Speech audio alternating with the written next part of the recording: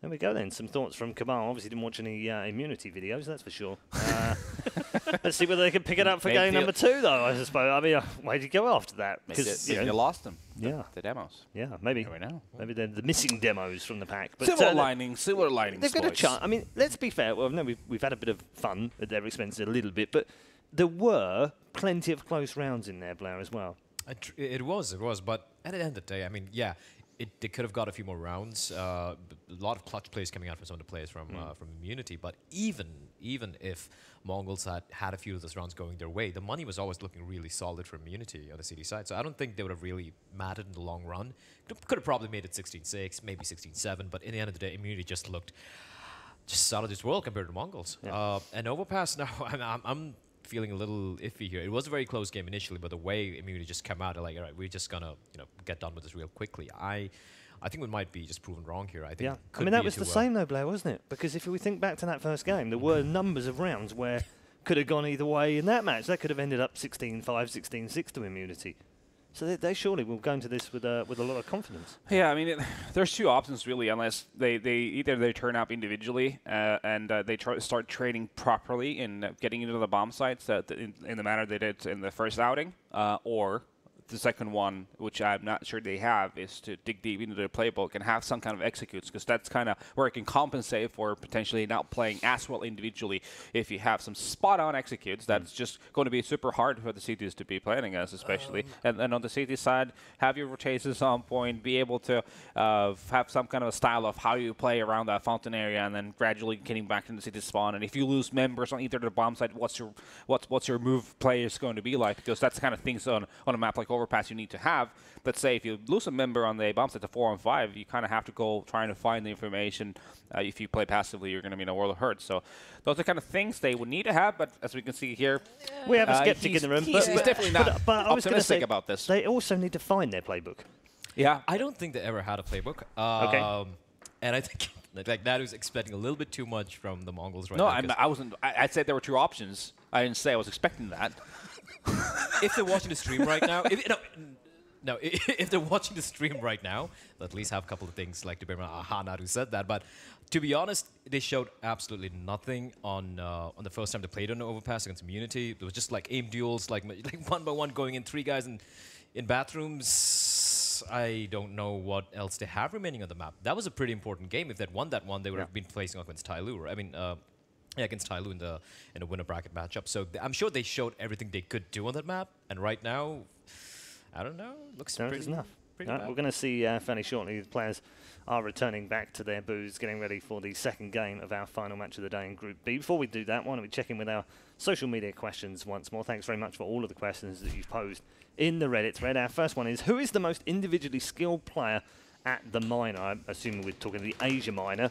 Right now, it is not you, Natu. Which one is it? Wow. Thank you for throwing me under the bus. I just thought I'd say it now rather than you go, well, actually, it's me, Red Eye. We can't include you. It's Bentet. It's Bentet, okay. I'd say it. It's Bentet. Yeah. It's Bentet, like, without any doubt whatsoever. Is he the best player in Asia right now? Yep. He really looks crisp yeah. From a mechanical point of view, and he seems like he really has some thought process into the things he does individually, and seems like he understands when he sees his teammates doing things, he adapts to the situation accordingly. That's something that not every player really has, and he seems to really have understood those kind of tiny little details that make a massive difference. And his aim is great aim on point. Also. Spray transfer, we saw a glimpse of that in the earlier game. Overall, good package. The guy can op as well. He knows his utility usage as well. And here's the thing, though. Like, if you watch some of the plays, like you saw PDC today, the guy was going off. And if you look at some of the players in Asia, some of them, I could pick like 4 or 5 who probably have better aim than Bentet. Just like crazy snap aim to the heads. And Bentet doesn't have that. He's got great aim, though, but just because of all the other things you mentioned, like awareness, knowing how his team works, the utility usage, and knowing where to be at the right point in time. And one more thing he does is he never ever peaks without any thought being put into it, like many other players. And just because of these small little things, he just is so consistent, right? Like if it was just pure aim, there'd be like at least 10 or 12 players better than him. But it's just all these things put together makes him just a very complete player. And I think I'd be pretty confident saying that if you take Bentet and you put him in any, like, maybe a tier 2 EU team, for example, a better team, he could really fit in very well. He can speak English as well. He's a really solid player, and I think everyone agrees that he's the best player in the minor and in Asia. To get Bennet, does he need to go to another region? I think I want to see what he does with Tyloo first. I think he has, it's a definite improvement from his previous team, and he's got all the backing of the rest of his team. I want to see. He was with Rekka before, wasn't he? He was in Rekka before, and he was by far the best player there as well. Now he's got Captain Mo, he's got somebody, everyone's really, and he's got all that, the salary and everything. I don't think he was getting a salary back in the previous team, right? So this is an opportunity for him to show what he has, and if Tyloo reach the finals to go to the major qualifiers, I really want to see what he can do with Tyloo first, and then maybe down the line, and if it doesn't work out, ship somewhere else. Yeah, take a step at a time. Take a step at a time. Like someone maybe like join Nico, Splice again. like a Nico. What he did. First of all, noticing that it's not going to work with his countrymen, then you end up in the ELO hell that's called mouse sports, and then eventually get picked up by FaZe. I just want to defend my European brothers here. The Mouse have had a good couple of days. No, they've made it through the knockout stages. So, but at the time, back off. At the time when he played there, it was not a good time for him. It wasn't great. Nico was the problem. No need to sugarcoat Nico this. was obviously the problem. Obviously yeah, the Blair's problem. got it. Yep. He's figured it out. It was absolutely Nico was the problem. It's all been solved now. It's all worked out in the wash. And that's why FaZe just won tournament. Yeah. Exactly. Let's take another question before we get to the match. I'm hearing that the players are on their way back, if not already getting ready. So let's make this one a quick one. Which recent pickup trade made the biggest improvement in an Asian team? Well, we've basically already talked about the pickups. It is in Tyloo, it's got to be that one, isn't it? It's got to be Bentet, because we do have Kaze, the opera picked up by Flash, but the thing is Flash already have, I think Flash's star player is Karsa. It's not, and he's the bottom fragger every single game, but he is the star player. But without him, Flash would be nothing in my honest opinion, and they have attacker fancy. Kaze is great, fair enough, but Bentet joining Tyloo it was like an injection into the arm of Tyloo, because they lost attacker, they lost fancy, they lost. And you worried for him a little bit when that happened, didn't you? Because you were like, "Ooh, that's kind of broken up the best team in Asia, right?" Yeah, and they were very shaky. They lost so many games to like pretty crappy teams, to in some Chinese teams, and suddenly they pick up Bentet, and boom, they're just like stomping everyone all over again. It's a very different Tyloo, but the fact that they won their games yesterday very convincingly, they still look on point even without their ex-star players. I think Bentet has to be the obvious conclusion here. Yeah. I mean, nothing really to add to that. I agree. Would you like to see a European player or a North American player moving out and joining one of the Asian teams? And that could happen in the future. Particularly, I'm thinking China, with all the money that's going around in China right now in esports. I mean, I think it's going to be a tough one to make it happen, considering the language barrier would be the main concern, really, because money talks, Natty. Yeah, I mean, if you have a real-time translator going on, that'd be if they have the Skrilla, why not? Just have a real-time translator going on all the time in your ear.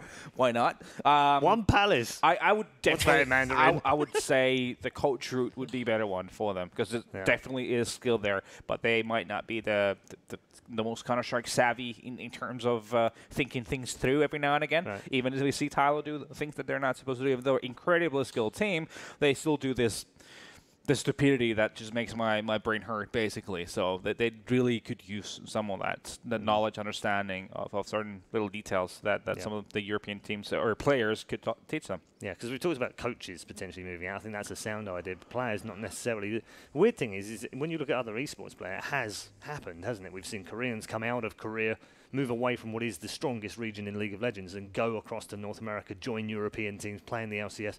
Same in Dota. We've seen some very mixed Dota teams where Black, for instance, German player, moves out to China, joins the Chinese teams, now with a Southeast Asian team. We've seen players move around a lot in other games. Why don't we see it so much in CS? I think in Asia, at least, like the money's in China, though. They have so many orgs, like especially, especially orgs from Dota 2 who've come into CSGO. But the thing is, the fact is, even though China have the two best teams in Asia right now, probably the top three teams, because VG Gaming is there as well. Yeah. But apart from these three teams, you don't really have a pool of talented players there. Like if you look at all like eHome and all the other teams, but they're all playing CS online.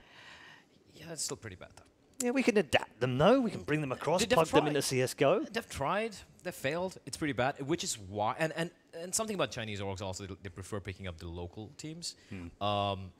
Which is why it was pretty surprising and a very good move from Boot, the organization in China, when they picked up the Singaporean team, Dreamscape.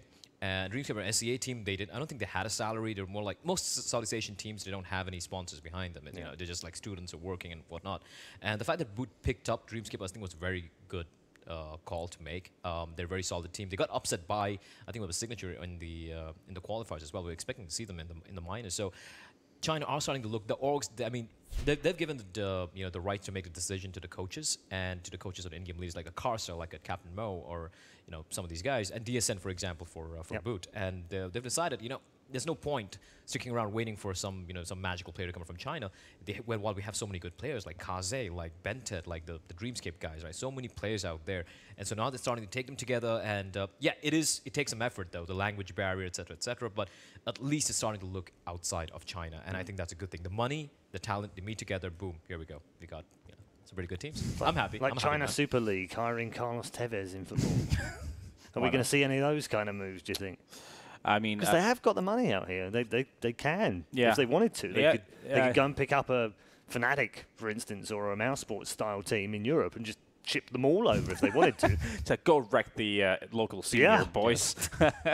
Why not? Yeah, I mean, it's always going to be about the marketing aspect for these companies because of their sponsors, the regional interest in marketing. Obviously, is going to be in China or within the region itself. So I think interesting concept for sure. I'm not sure if that would make them better as a team though. Like in the big picture, would definitely probably hurt them. Indeed, maybe not. Thank you very much, gents. Always interesting to chat about CS.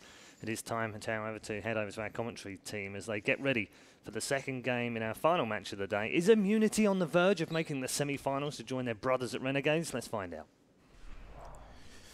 It is very possible, Paul, considering that first map performance was lights out. I mean, we just simply haven't seen so far today, showing up when it was needed and brushing aside Mongolz. Now, it is Overpass. Of course, they have already claimed the win on this very map against Immunity today.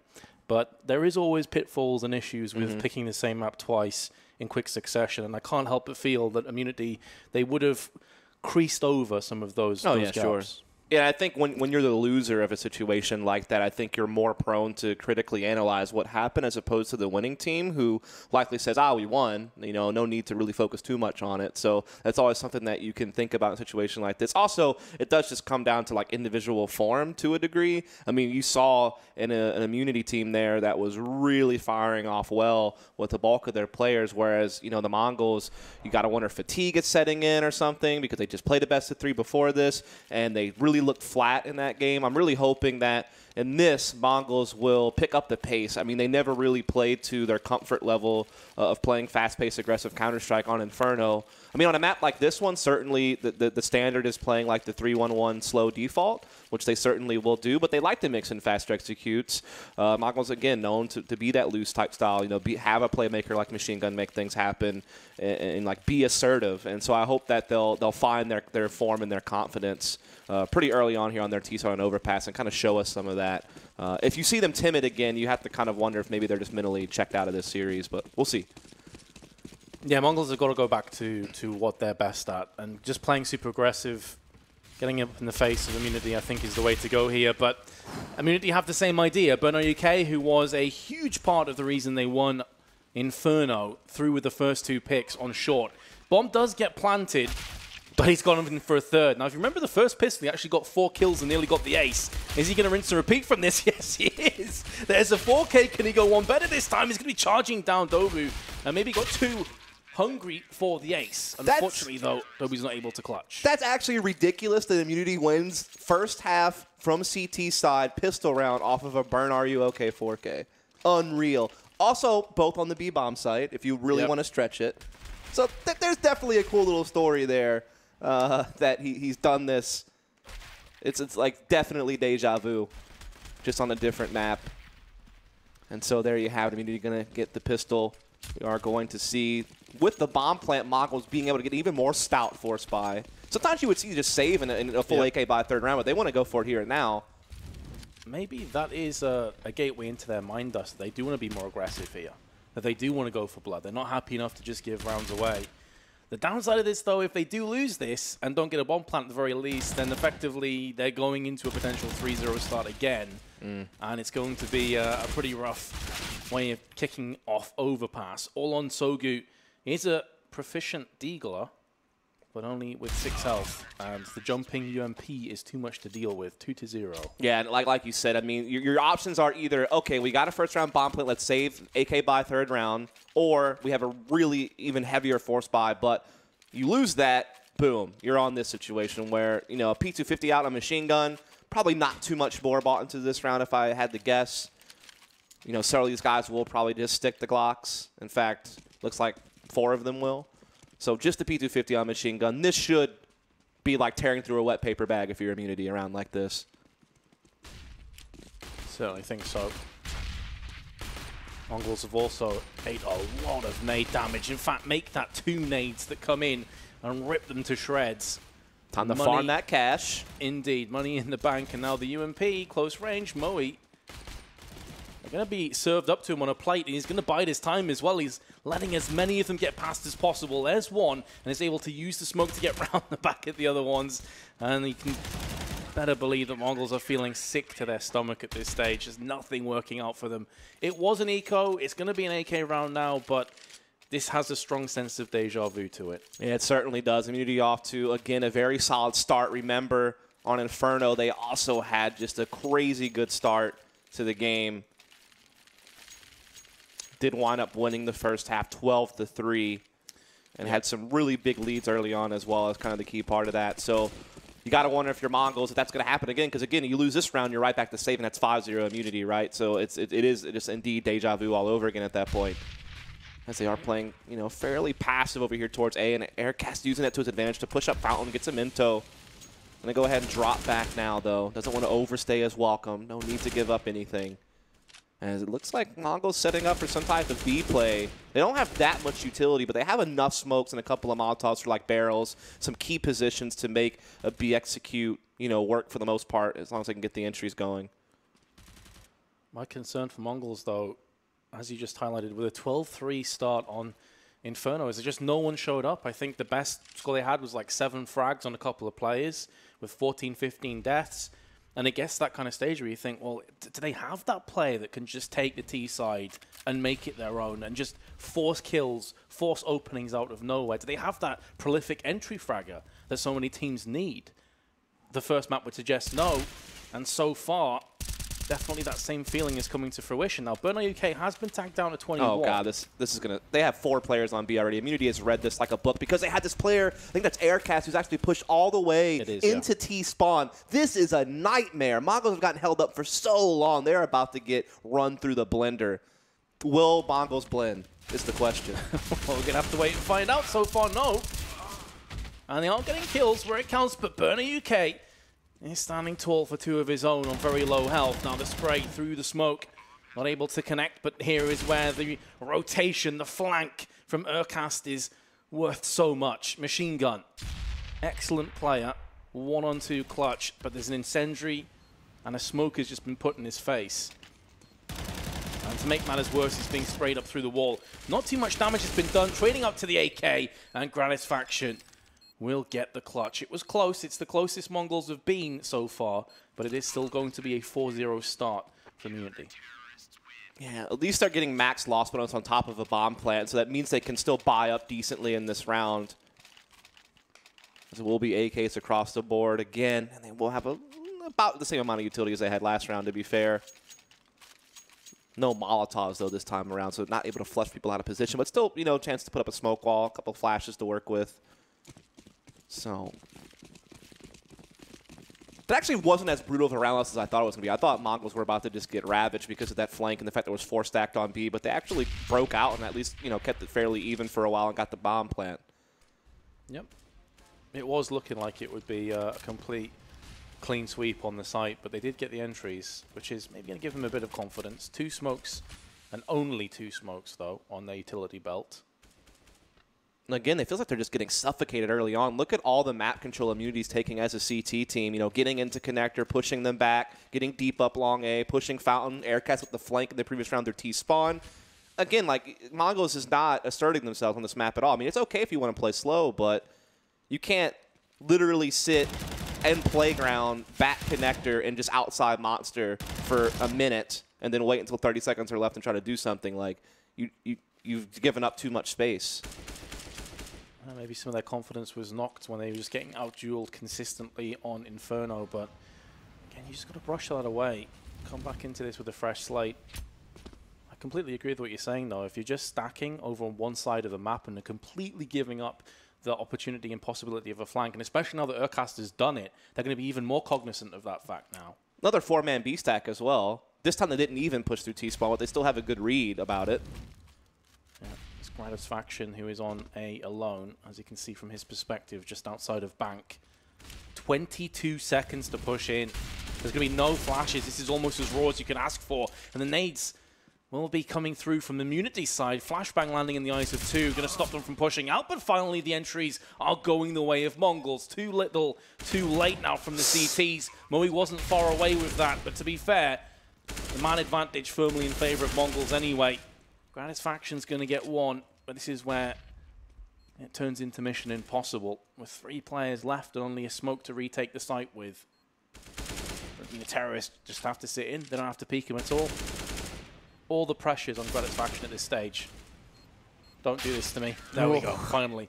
They're still peeking him like crazy amounts, though. I could see that you were a bit nervous. Yeah, I was also a bit nervous because, I mean, they had a 4-on-2, which would be great, but they only had, 8 or 9 seconds left on the clock, and Moe almost stopped the bomb planner. And if he gets that kill, it takes you a few extra seconds to get back into the site, pick up the bomb, and start planning. Could have won off the clock at that point.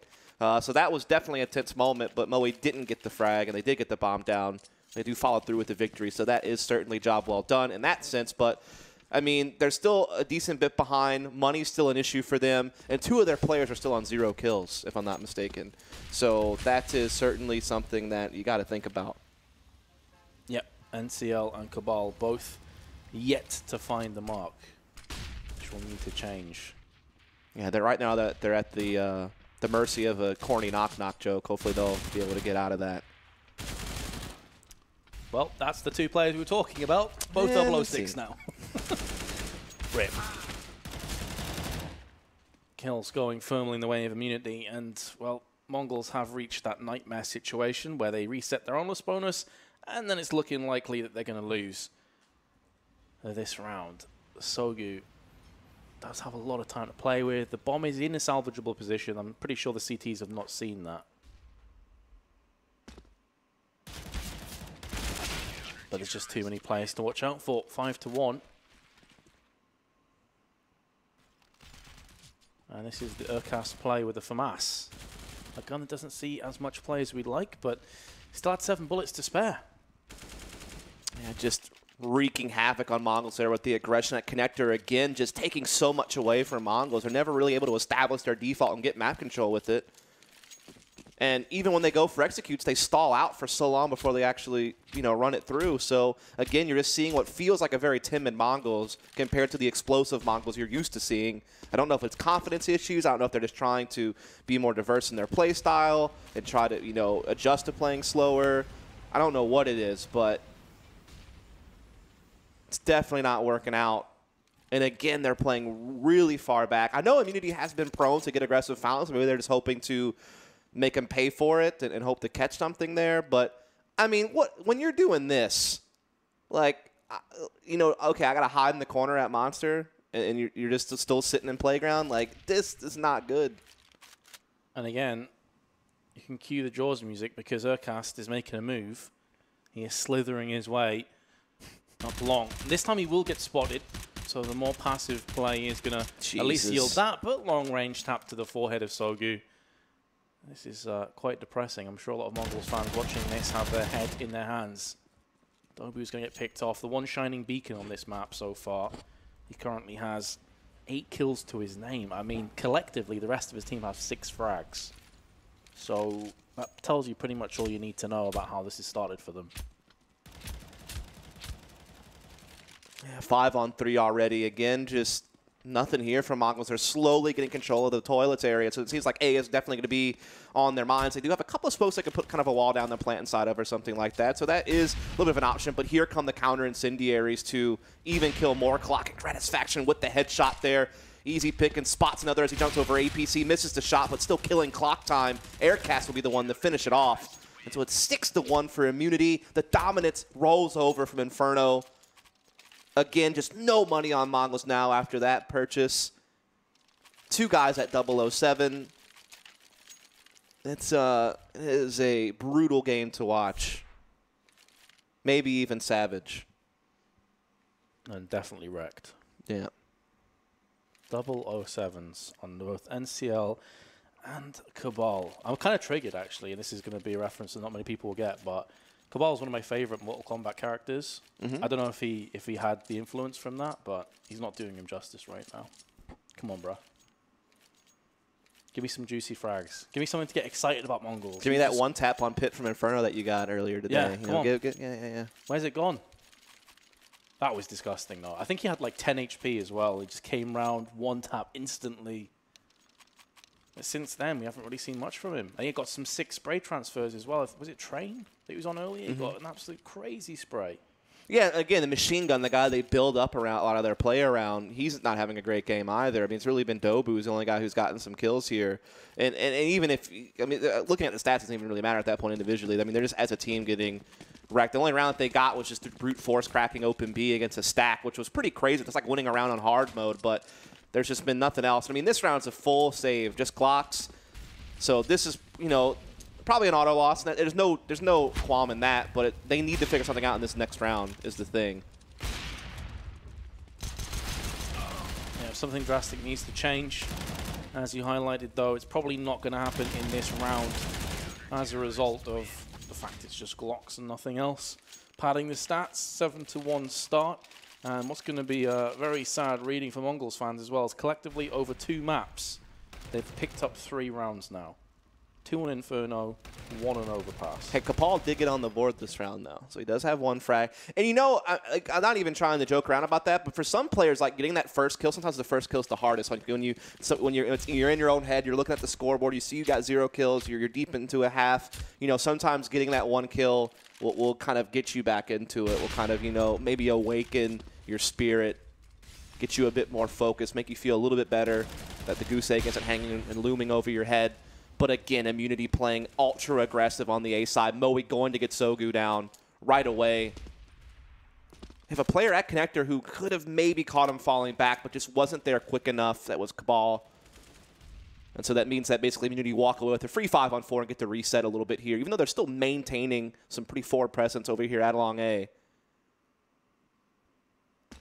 This is just frustrating right now watching Mongolz play. Like, where's like the kick in the rear to like get something going here? You know what I mean? Like, it clearly hasn't worked playing like this. It feels like there's a lack of a spark.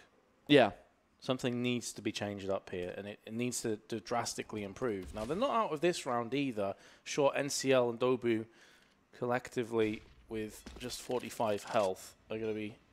It's just I'm wondering what they're talking about in these timeouts. Like, sorry. no adjustments are being made. Yeah. Maybe they're going to let Machine Gun see what he can do. I mean, this is a little bit different, letting him to walk out on his own, just kind of dry peek, maybe see if he can just make a play. Seems to be what they're thinking about in this round. Wizard holding the angle, though. It's actually worse than I thought. It's 39 health collectively between the two of them. They're going to have to execute now with 30 seconds. Wizard on the barrels. Oh, and he's going to be able to get the transfer. And that's where the lack of health is really going to hurt. Only 1 bullet was required. To be fair to Mongolz, though, they are at least bringing this into a close 2-on-2. Time itself is going to be an issue, but the smoke is going to extinguish the Molotov. Gratisfaction, though, picks off Dobu as he goes looking. And now Cabal is going to get decimated by Gratisfaction afterwards. He tries to walk his way out the site to relocate for a potential double spray down.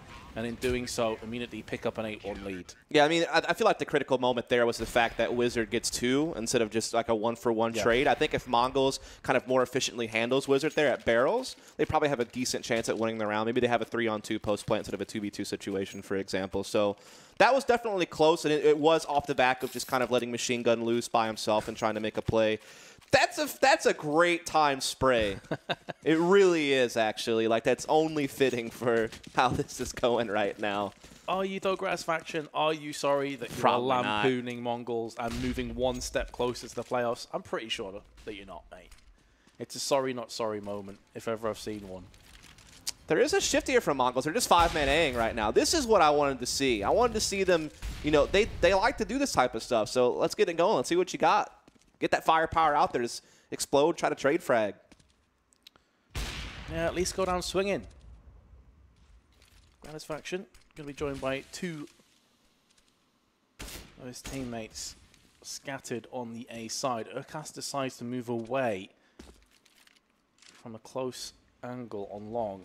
And that's going to put more pressure on Gratisfaction. He's going to go for the peak. Does miss out on his opportunity, but there's a flash put out there instead. Trades finally going the way of Mongolz. And it's going to come down to NCL and Dobu, two players that were struggling earlier. Urkas lines them up very nearly. A couple of players went into his crosshair. But instead, it's been an emphatic round. Finally, Mongolz have something to get happy about. Burner UK is still alive, however. And that bomb is starting to shift across to the side. The opposite side where they want to go to that nade could be money, though. Oh, Cabal's dropped down to 7. That could have made all the difference, and now he's able to go back round the corner. And I can't help but feel, if that nade does land, Burner UK has a very real opportunity to clutch that. Yeah, but at least Mongolz got something going there, right? They seem to get their mojo back a little bit, right? They just went for something. They gathered it up. They exploded on the site. They were able to trade frag very well, getting those initial entries pretty clean, get the bomb down. So a very efficient win. And now we have everyone on the scoreboard for Mongolz, so that's good. You know, a couple of the guys that were sitting 0 for a while are now out there getting some production at least.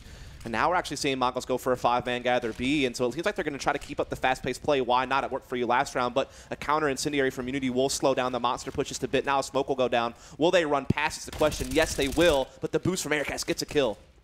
That flash could be so powerful. Burner UK with 2 is looking for more. Not required. Wizard and Urkas do the rest, and for the second time, Mongolz reset themselves and instantly lose afterwards. They've got 2 rounds, but in between those 2 rounds are 4 for the CTs. And let's see if Immunity can continue that pattern here with another 3. Mongolz have very little to play with. Never good to have your rounds on an island like that. I mean, having your money reset twice, especially because the reset isn't even, you know, early, like a, you know, win pistol, lose second or something like that. No, it's, you know, you basically lost, you won the opening gun round or one of the early gun rounds, then lose for 4 rounds, then win another gun round, then immediately lose again. So your money's just ravaged at that point. And so Immunity have a great opportunity to go ahead and push it to 10 here and now against a team which is a couple of P250s, a Deagle on Sogu, a couple of AKs out on Machine Gun and Cabal, sure. And they're right back to kind of their old ways of playing the default. But it seemed like they were putting a little bit more presence towards toilets early on, so at least they weren't like playing just way back in playgrounds, like they're out and about doing things. And Burn gets caught there by Dobu, so maybe this gives them a little bit of something. They have a 5-on-4, and they have a couple of rifles out. Gratisfaction, hoping for the best with his P2000. Not the old Merchant. Ooh, I'm pretty sure Wizard's triggered right now. Sure, his team is at a huge advantage, but being jumped around the corner, then shot instantly in the head, point-blank range from a P250 when you are fully equipped, that is one of the worst feelings in CS. Urkas is going to go down as well, so Mongolz, fair play. They have actually bounced back, and I was going to say before that it's almost apt that the CTs, obviously with their blue theme, it looked like a couple of desert islands in an ocean of CT rounds for Mongolz, but to be fair, they have got a couple of friends now in terms of rounds. Yeah, it seemed like Immunity just trying to change things up and play aggressive over on the B side. I mean, that short pipe push is the one that hurt the most. I mean, Dobu gets 2 kills outside of Monster right there, so that really helped things along. Also, you know, kind of a weird exchange at toilets that you said against Wizard with the jumping P250. Kind of crazy stuff, to be fair.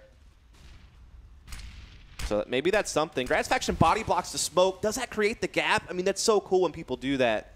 I know JW used to do that window room Mirage all the time to burn people. Try to, you know, do a little bit of something. But the body block doesn't actually wind up coming into fruition. But it is a cool thing to keep an eye out for in the future if you ever see it.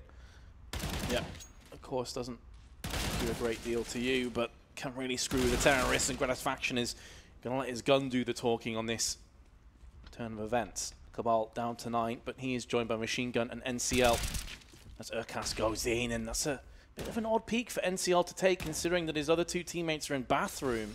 And there's so much time to play with. They weren't in a rush to find information. They weren't in a rush to find kills. I mean, I guess he was just hoping for a great timing, like they wouldn't expect them to already be in sight because of, you know, all the action taking place at toilet. So just trying to make a play since they were a man behind.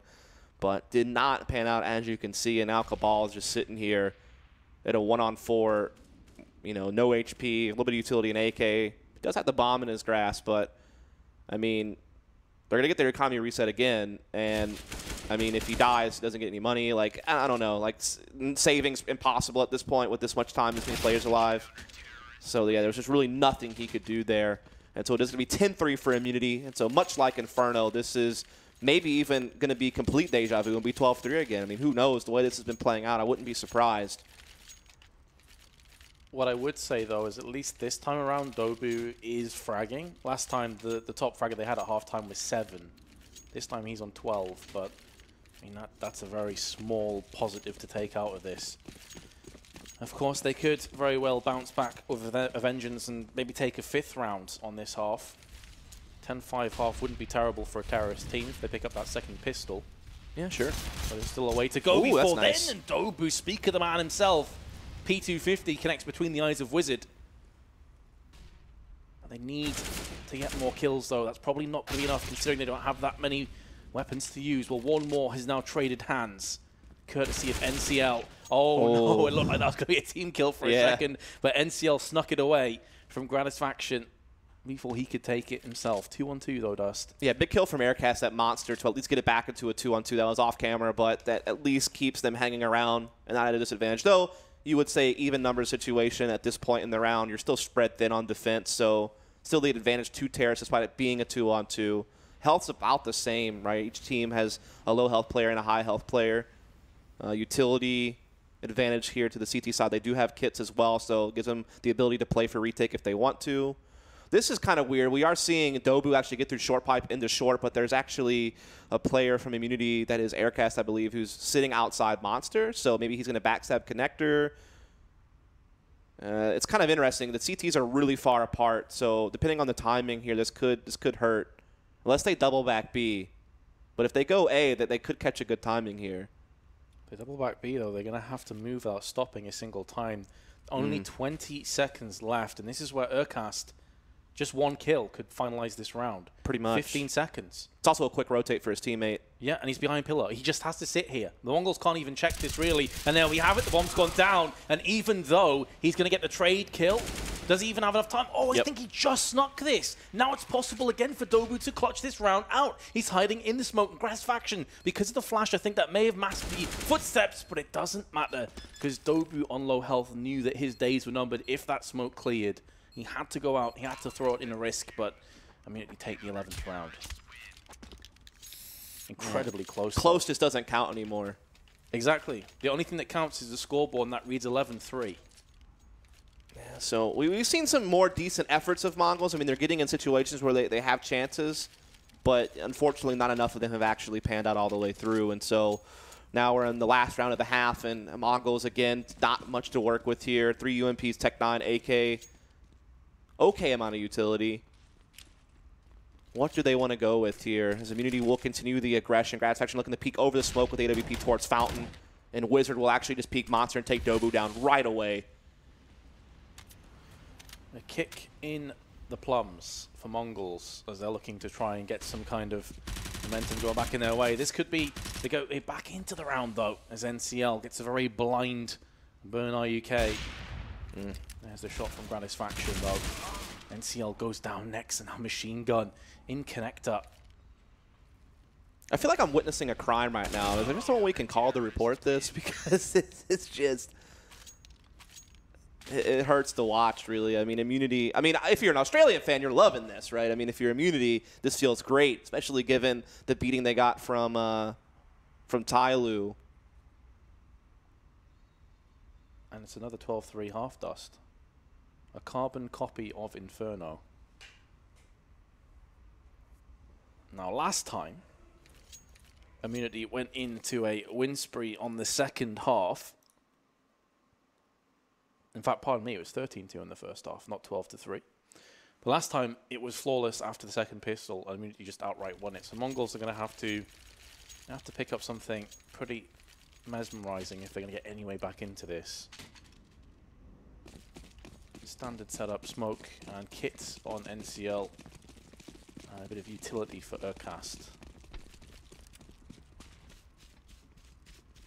Going to get peeked though from balloons. And that is going to be Machine Gun, who's already fallen prey to the Glock of Burn IUK, and it's going to get traded out to the USP. As if things weren't bad enough, now they're about to get a whole lot worse. Immunity aren't slowing down. They're going straight into short A.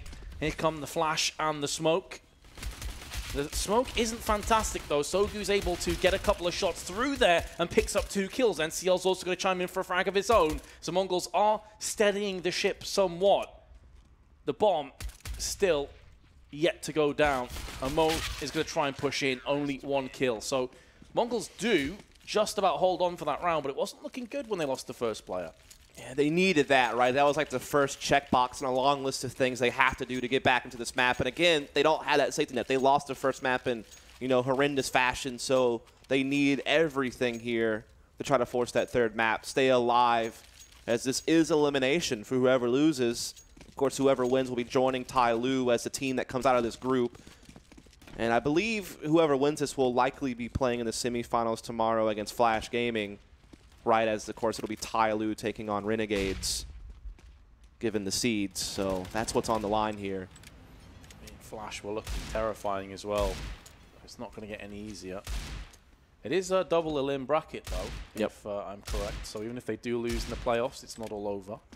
There's an upper and a lower bracket system in place. But of course, neither team will be thinking about that right now. They're going to have their eyes on the prize, and that's to win this game. I mean, you have taken casualties so far. Moe very much wounded at 24 health. Still 2 smokes though. And again, it's going to be up short A. NCL just laid in wait. Is UMP prime to strike. And strike it shall with 2 head shots, instantly putting out Urcast and Gratisfaction. He did take a lot of damage though from Urcast and will be finalized by Burner UK. Now Moe's going to try and make that Deagle work for him on long. Meanwhile, they are pushing up short, so some pressure is starting to mount now for Mongolz, and considering that Sogu gets smoked down, he has to play a bit more forward, and in doing so he walks into Wizard, who gets a double spray with the UMP. Mongolz, this would be such a heartbreaking round to lose when they're trying to steady their nerve and get back into the CT side. And it's gone horribly, horribly wrong. Machine Gun's going to try and rectify, remedy the situation. Burn, are you okay? Has the angle to stop this defuse, but now that his lifeline has fallen, so will he. Kit's going to get picked up. Cabal will have enough time for the defuse, but that is 4 players lost in a round you do not expect Mongolz to struggle with. Yeah, it came down to 5 HP difference on whether or not that round goes to Immunity or Mongolz. Luckily for Mongolz, they held on to it. But see, the key difference you're seeing here is on the 4-spy rounds that Mongolz had with, like, you know, low utility, upgraded pistols and such. They didn't really have a game plan. You know, they didn't really have, you know, an idea about what they wanted to do. At least there in that round, at least Immunity had, like, something conceived. Like, they knew exactly what they wanted to accomplish. They knew exactly what they were looking to do. They were taking map control early. Like, you could just see that the confidence was kind of just there, right? And now, oh, look at this. Like, because they got the bomb plant, they're going to force right back up again because they know money's low on Mongolz, and they forced 4 rebuys. So they know just how vulnerable Mongolz really are here. They're going to try to punish that here and now. They have a lot of really cool B set plays, by the way. This time they're lacking for a bit of utility to go all out on B, but they still have enough to do your typical stuff. I mean, there's no doubt that Mongolz at this stage are punch drunk. They are just one more combo away from having that KO below. But oh, the spray is on point. A Machine Gun comes to the aid of his teammate to ensure that 4 players fall in the 1 second. Wizard right back in. And keep in mind that any kills from this point are going to be worth a great deal, because that will force Mongolz back into another few buys. Yeah, you could see the thought process there from Unity. You know, they know they got the opponent against the ropes. They know the economy is weak. Try to capitalize on it. Does not quite work out. So now Wizard is just looking to see if he can do a little bit more damage on his way out. Maybe try to save the AK and head armor. You know, give them something to work with in the next round. As he will look back over towards Monster. There's one who actually pushed. I'm not sure he's aware of that. Indeed not. Sogu will get the frag. And they will be able to hold on to 3 guns. And now this should be where Immunity has to take a save. And this could be where Mongol starts inching a bit closer. Good spray down here from Cabal and Machine Gun, just playing double monster, running them through the grinder. And so now we're seeing Mongols wake up a little bit. Yeah, P250s, the order of play for Immunity, plus a flashbang, would suggest that we may see an explosive kind of strategical play come out. I say strategical, it could just be blind fury. Sogu, though, with his M4, is going to later rest both the Wizard and Gratisfaction. Play no further part of this round. It could go in for another one. Indeed, he shall, but again, 2 players are falling. Even in these rounds where you expect Mongolz to just sweep it away and maybe lose 1 at most, they are taking casualties, and that could catch them in the long run. Bernard UK has an M4, no Kevlar, so aim punch is going to be a very real issue for him to have to contest against. He's now pushing up long. Does have the bomb, but not much else going for him.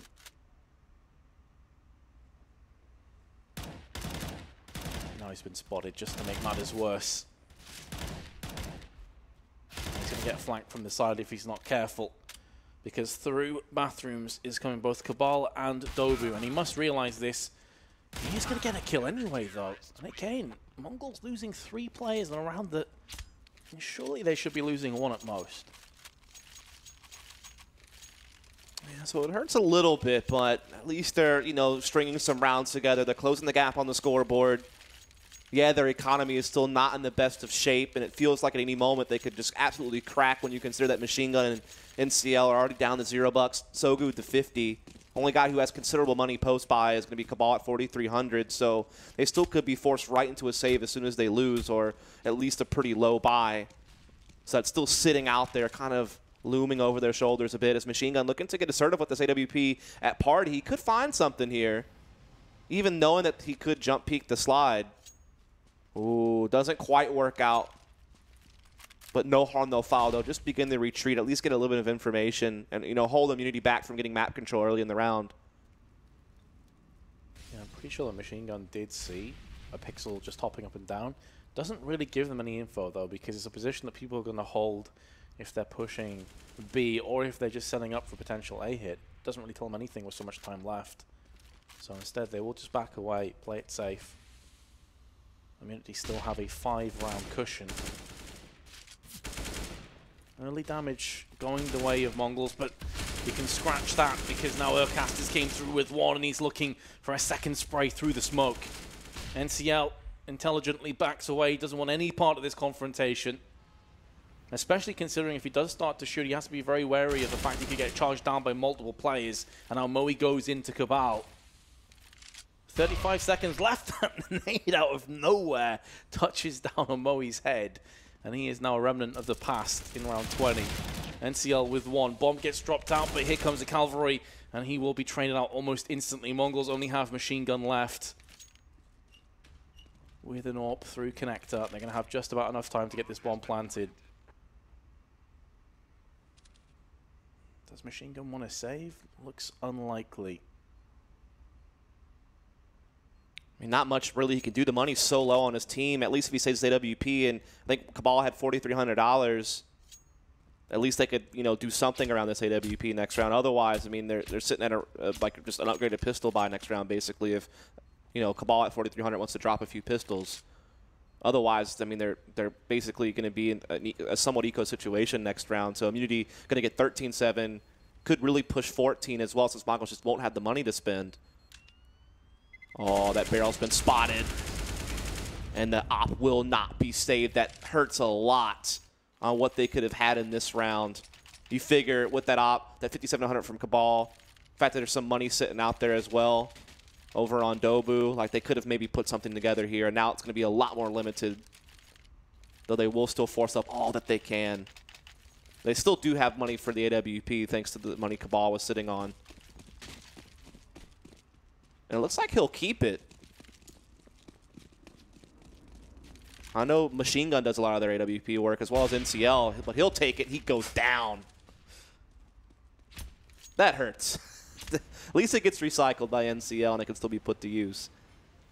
That is true. It's going to be gratifying for Immunity, though, to once again have the opening pick go their way. And Gratisfaction move to 19 kills now. He's joined by a couple of his brothers, though, so it's not a case of a one-horse race over on the side of the T's. Machine Gun, you have to feel that it's going to be him or Dobu that pull off something spectacular here if Mongolz aren't going to just get swept away under the rug. And again, what they're playing for is their position in the playoffs. lose this and you're out. Machine Gun is going to connect one up shot onto Urkas, but still loads of time to play with and not too much firepower.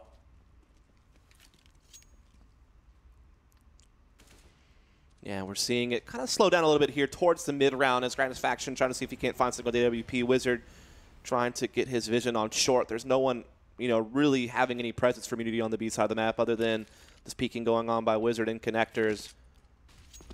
Poking and prodding by Immunity here on the A side. Machine Gun, though, finding another kill. That's actually the opper down. Gratisfaction out of the equation. Machine Gun flicking around for another.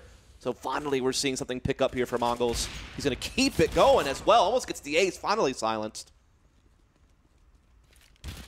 And Wizard's going to get caught with the bomb out. Doesn't actually get fragged. That's very surprising. NCL almost knifing the bomb in frustration. He didn't outright get that. But Mongolz do hold on, and it's all down to Machine Gun. Excellent work with the AWP there in the end. Yeah, again, getting a quad kill on the round. I mean, it looked a little bit grim when, you know, the first frag on that round goes to Immunity, as it was Gratisfaction who actually outpicked Cabal, who had the AWP to begin with. So great recovery from Machine Gun to fit in those 4 kills and put his team on the board a little bit more, as well as force Immunity to take a save here, which means Mongolz can start inching close. And now they're not too far off. Remember, this team was just down 12-3. But, oh, Machine Gun gets caught. The op is down. No one's there to grab it. It goes into Gratisfaction's hands. Glass Cannon, sure, but this gives them a chance to maybe hunt for more opportunities. You can't lose a round like this if you're Mongolz. No, they absolutely can't. Reset again at this point. I mean, free map point for Immunity. Probably that's the end of the tournament for them if they don't figure this one out in the 4-on-5. Luckily, there's not a lot of armor going around in Immunity, so aim punch is going to be a huge factor in a lot of these fights, as well as not much utility at least. It's really going to come down to what can Gratisfaction do with the op. You know, at least the armor is on the Tech 9 player, so that gives him a little bit more room to work with. The Deagle on Moe and Burn can still be effective even without armor, but yeah, it's still going to be a little bit tough. In fact, really tough. Molotov in their face will stop them from pushing long for the time being. And CL close range for the UMP, sees the shadows. He has to win this fight, and he loses. Urkas, the one player with the Kevlar, probably just saved his life. And here comes Gratisfaction, and Mongolz are on the brink of losing this round. And this could be the final nail in the coffin. They are holding on, though. A brave attempt by Cabal and Sogu. A 2-on-2 now. Gratisfaction, does he have another kill in him? That nade could do some damage. Down to 26, P250 on the cross, and Gratisfaction will finish it off with Wizard. Mongolz have just let a golden opportunity slip. And you Immunity in prime position. You got to wonder, why do you leave an op there by himself deep in A, you know, against a save round? I mean, that's just kind of, I don't know if they just didn't really realize what the money was like over on their opponent. If they lost track of it, I mean, there's a lot going on that certainly can happen, but it certainly felt like a little bit of an odd decision, and obviously they really pay for it because Gratisfaction puts that op to work to help Immunity take the round. I mean, that's a round where they have, what, two unarmored Deagles, a Tech 9 armor, and Gratisfaction didn't really have anything. He just picked up the op that Machine Gun dropped, basically. He was unarmored as well, so there was not a lot invested in that round for Immunity whatsoever, and now they're just a couple of rounds away from moving on, knocking Mongolz out, and now Mongolz are in like the force buy to survive situation, so they're really not going to have very many good buys going forward. Yeah, plus you had that confrontation between NCL and Urkas, where NCL had the UMP and he just whiffed it completely. Yeah. If he gets that kill, he can turn his attention to long. There's 2 avenues they have to explore rather than just one, but that's all in the past. Mongolz can't live on that just yet. Something they'll go back to and I'm sure watch in the future. The fact of the matter is, even this, the 23rd round, NCL has died early doors, leaving the rest of his team in a very deep ditch. Control being assumed alongside Connector.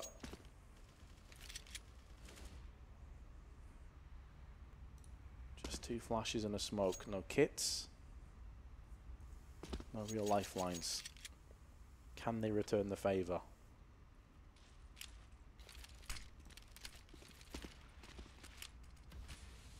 .30 seconds to go. Immunity are looking to go all systems on B, but Wizard's off by himself, and that's going to allow a kill to come through for Mongolz. In doing so, though, the bomb's instantly wrapping itself back to A. But this is where the lack of utility, the lack of weaponry could really hurt. They're leaving this far too late into the round. 10 seconds now. All it takes is for another kill to come down, and this round is potentially over. And Sogu's going to be the man to do just that. The bomb's out. There's 3 seconds. They don't have enough time. He's going to have to come down to this frag. And they're not going to get it. Immunity. That is poor. That is extremely poor to let that slip now. Back and forth. It's like neither team wants to actually win this map. Yeah, I mean, it's like you have Mongolz up against a turnbuckle and you take a huge swing and they just duck under it. Now they're going to be able to get the force buy up with the umps, the FAMAS, the M4. At least Immunity can still get a decent buy here. And yeah, if they can win this round, it's still over, right? Because Mongolz will have their money reset again. They basically have no money to buy in the next round. Same can be said for Immunity, though. They lose this. That means Mongolz could probably push it to 11 before Immunity can really buy again. And at that point, you know, you're getting pretty close. So a lot of weight on this round for the tournament lives of both these teams. We are going to see Immunity just play out the default here. Wizard looking to punch through Monster. Meanwhile, they actually have Moe getting a little bit aggressive here up short. Trying to see if he can take a duel. Does fade back, though. Didn't really find what he was looking for, and so now we'll retreat.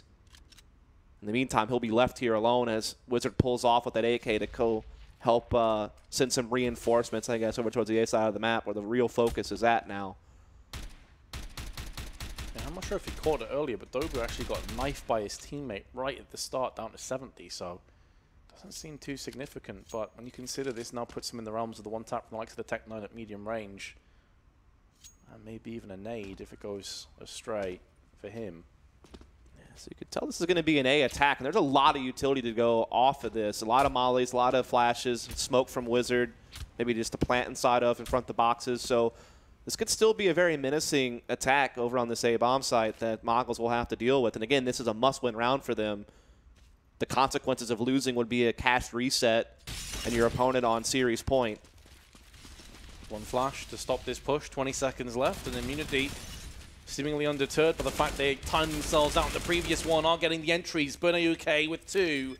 Bomb gets planted this time around. The Molotov not enough to stop that from going down. And now Cabal is looking to get round the back of the terrorist. He does have a bit of help from Machine Gun. Burner UK from behind is going to get 1, and it's all on Machine Gun with 11 health. A UMP in hand is going to get just a soul kill for now, but he's going to get picked off from behind. Immunity, they are one step closer. 6 match points, and Mongolz have nothing. A pot to piss in. They have nothing. They could barely afford McDonald's right now.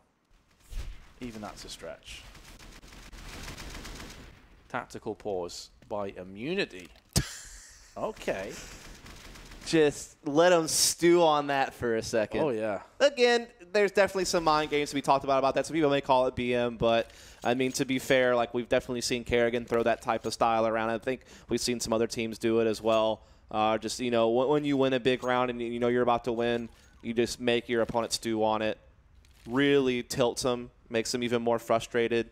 That can help you out. I think also there is something to say about if you're a team that might be a little bit prone to, at times, like choking or having issues with that, taking a timeout in a situation like this can just make sure that you calm everybody down. I mean, the excitement's probably high, like, oh, we're about to do this, you know what I mean? But, you know, you can't get ahead of yourself. You still do have to close the game.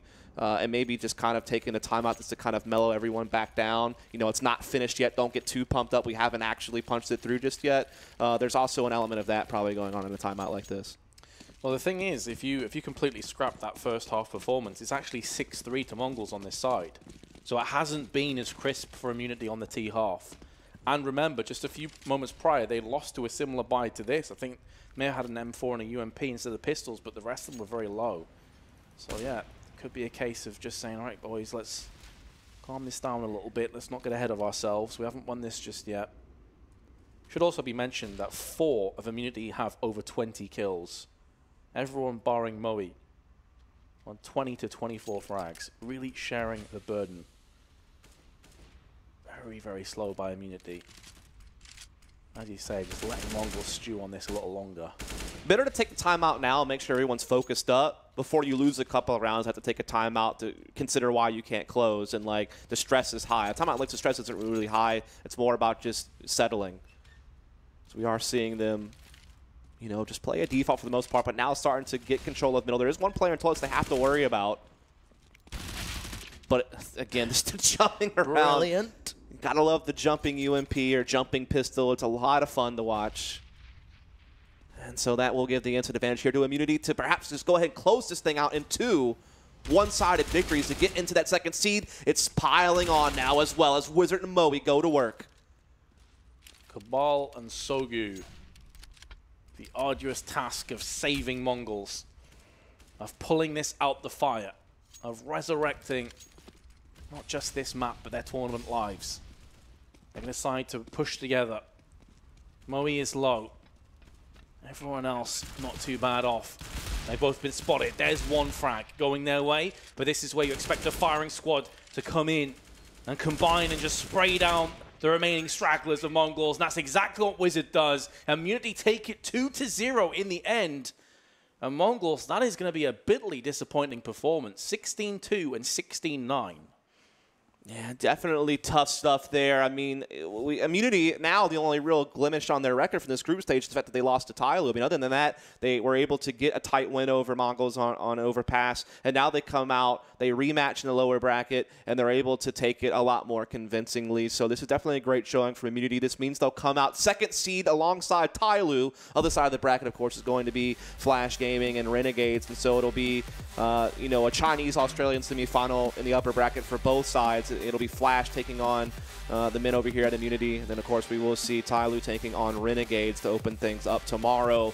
I mean, yeah, it really stinks for Mongolz. I mean, this is a team that were winning Asian minors in the past against Australian teams, and they've obviously been through a lot of changes. A lot of time has passed since then, but now they don't even make it to the playoffs this time around. So certainly hurts. But again, we talked about it before. Immunity and Mongolz was always going to be kind of a coin flip, but this was convincing for Immunity. Certainly convincing. I mean, combined over the 2 maps, Mongolz only picked up 11 rounds. It's really that simple. They didn't really show up. Sure, in parts on Overpass, they looked a little bit resurrected, but the first map was so poor, it's hard to see them coming back from it. But that's enough from us, guys. We're going to head back to the desk and allow the analysts to break that down, pardon me, into bite-sized pieces. Brilliant. Long day, of course. You're close.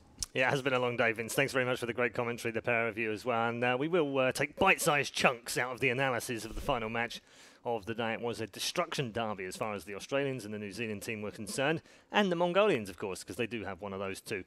Sweet revenge for him, no doubt, as he beats his hometown team of the Mongols. Let's break it down with our men at the desk. Natu, impressive performance from Immunity. Even more so when you consider the closeness of the game that they had in the first start of the day. Yeah, I mean, similarity is definitely to that game in a sense, but Mongolz just couldn't be out on top of a lot of the 2-on-2s to 3-on-3 situations that they ended up with, similar to the first game. Now, it was Immunity just winning every single clutch, every single situation, similar to the first map. It was like a continuance from the first map, basically. Everything just gone away of the Australian side. So, yeah, very disappointing for Mongolz to bow out like this. And I guess, Blair, it could have been even better, couldn't it, for Immunity, if we want to be cheeky about this, because they were runaway leaders in this game too. Yeah, absolutely. I mean, they played really solid. I think 4 of them had over 20 kills, or close to 20 at least, the majority of them. Really going off. And Mongolz, yeah, they had a slight little resurgence late. I think Machine Gun picked up a quad kill with that AWP when he managed to save it. But, you know, losing to players, like losing rounds to when they were on a full eco, Immunity's force buys and not, they just seemed out of sorts today. And we even saw that cheeky, well, I don't know how you look at it, but that the tactical pause it took when they were on map point. And Cheeky, BM, clever. It's maybe a mixture of all of those things. I don't know. Yeah. It makes sense. You want to do that, just calm your team down. Make sure that they're ready for the round where you know your opponents are going to have pistols. You don't want to run into that round, like, you know, too hastily thinking, wanting to cross the finish line too early, right? So, yeah, I think that's a genius call to make. If it is BM, and it tilts the other team, then it's done its job anyway, hasn't it? Yeah, absolutely. I mean, it's all part of the game. Yep. More power to you. Yeah. Yep. No, we call that the Carrigan timeout these days after the various round 15 moments that he's had in the past. But it is a wonderful victory for these boys. We've also got a mummy MVP of the game. And the conclusion is Carrigan has to be BM. Can't get no. Gratisfaction. There we go. 5.13 on the impact rating seal. 22 for 12. 5 assists, 4 trade kills, 5 opening kills, 2 clutches, 4 retakes, and a partridge in a pear tree. Perfect game. Yeah, I mean, the cool thing about the immunity, like you were pointing out, that it's the fact that they have 4 players climbing up above that 20 mark. Yeah. And it's been kind of the case here for the day for immunity as well. It's not been a one-man show. Yeah, the whole throughout the day, right? I mean, they've all chimed in, all had their moments. They've all had the fracking power. And that's what you're going to need for you to be successful in the long term. Yep. We've also got our bracket now. We'll start things off tomorrow with Tyloo versus Renegades, and then Flash versus Immunity. It's going to be a fantastic day. And day number 3, there you can see the bracket right now. Tyloo Renegades will open things up. Flash versus Immunity. Winner versus winner after that as well. All best of 3 from now on. None of that best of 1 malarkey for us, that's for sure.